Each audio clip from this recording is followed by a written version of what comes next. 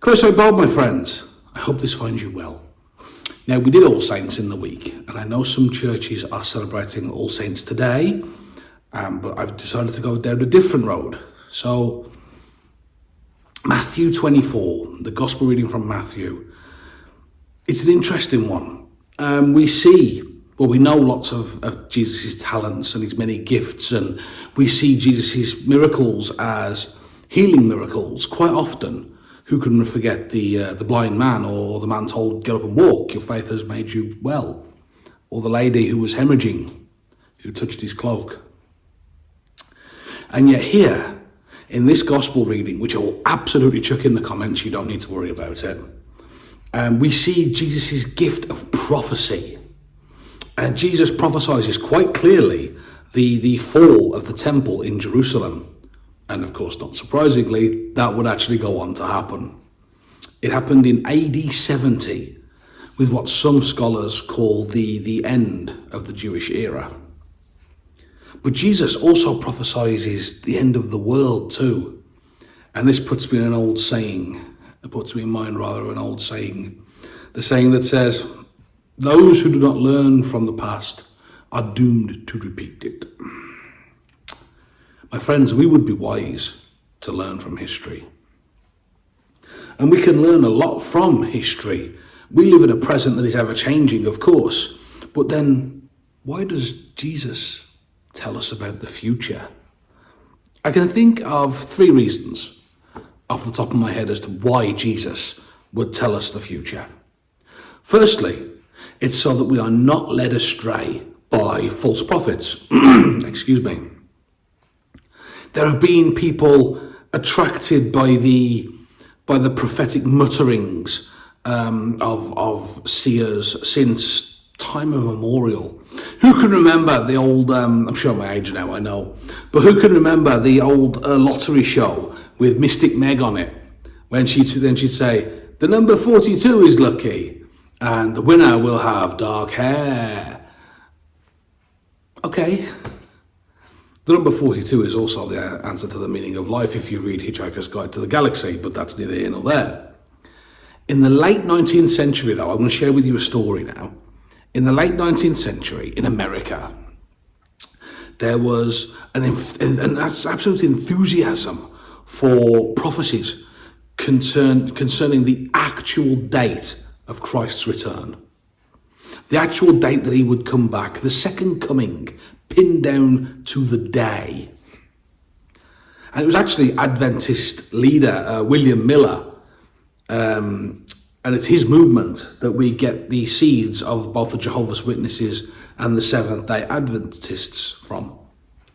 But Miller first predicted that Christ would return on the 21st of March, 1842.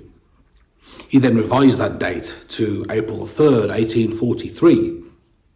Now, you could think that was the end of it, turn the lights off, go home, but no, actually on the contrary, when the Messiah failed to materialize on these dates, the movements actually grew. Shocking is that? The movements actually grew. So Miller decided to recalculate his date for the second coming. And so soon he came out with it, here it was, April the 18th, 1844, Christ will return. Not surprisingly, when the Messiah didn't keep that appointment, when Jesus didn't come back on that date, there was again frustration, and it caused some people to leave the Adventist ranks. But undeterred by these failures, Miller came up with another date, October the 22nd, 1844. Now, as the doomsday approached, the Millerites began to prepare.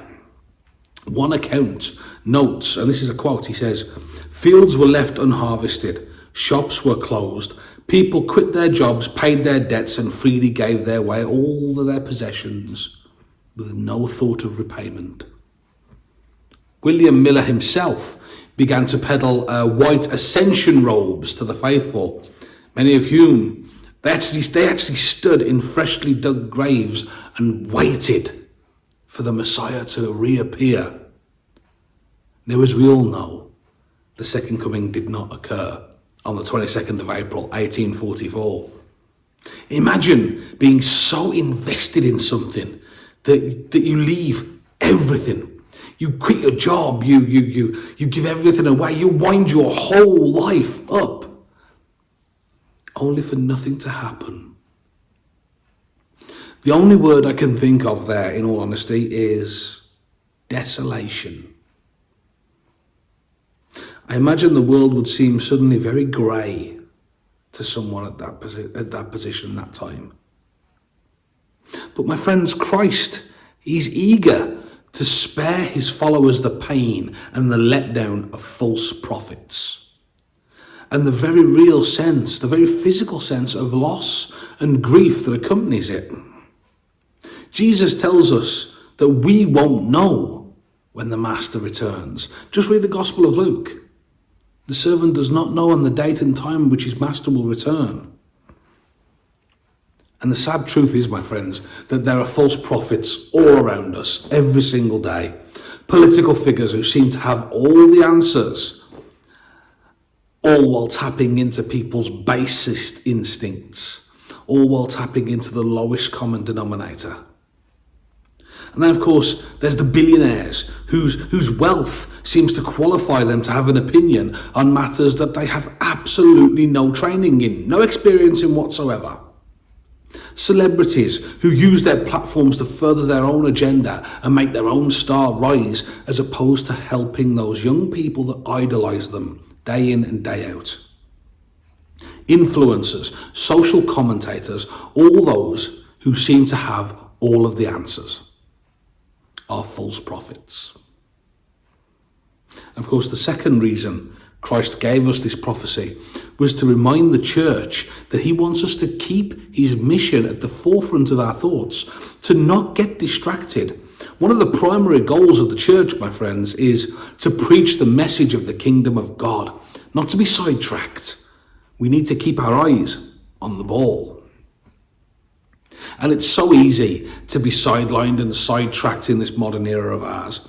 An example I thought I would use is actually the streaming services, or the mass proliferation of such that now exist.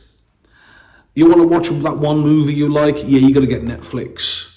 That series you used to enjoy as a kid? Yeah, you got to go get Prime. Oh wow, you want to watch the new Star Wars? Disney Plus it is. You like something a bit gentler, a bit kinder? Hulu it is.